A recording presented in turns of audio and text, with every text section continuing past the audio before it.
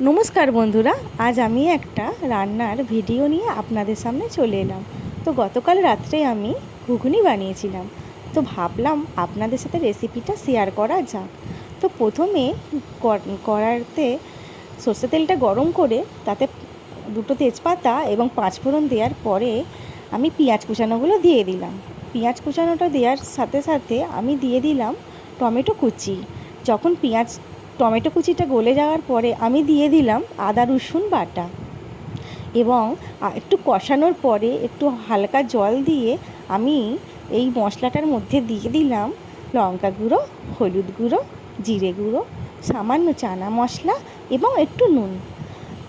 তারপরে আমি ভালো করে কষিয়ে আমি দিয়ে দিলাম একটু সামান্য চিনি, যাতে ঘুগনির রঙটা বেশ সুন্দর আসে। আমি ঘুগনির কড়াইটা আগে থেকেই সেদ্ধ করে রেখে দিয়েছিলাম। তো আমি এবার ঘুগনির কড়াইটা দিয়ে দিলাম মশলাটার মধ্যে এবং ভালো করে ঘুগনিটাকে নেড়ে চেড়ে ফুটতে দিলাম এবং সবশেষে আমি গরম মশলা দিয়ে দিলাম। গরম মশলাটা দেওয়ার পরে ভালো করে নেড়ে চেড়ে আমি ঢাকা দিয়ে দিলাম। হ্যাঁ বন্ধুরা, এই ঘুগনিটা রুটি, লুচি, পরোটা সবার সাথেই খেতে ভালো লাগে। ভালো লাগলে আপনারা কমেন্ট করবেন। ধন্যবাদ।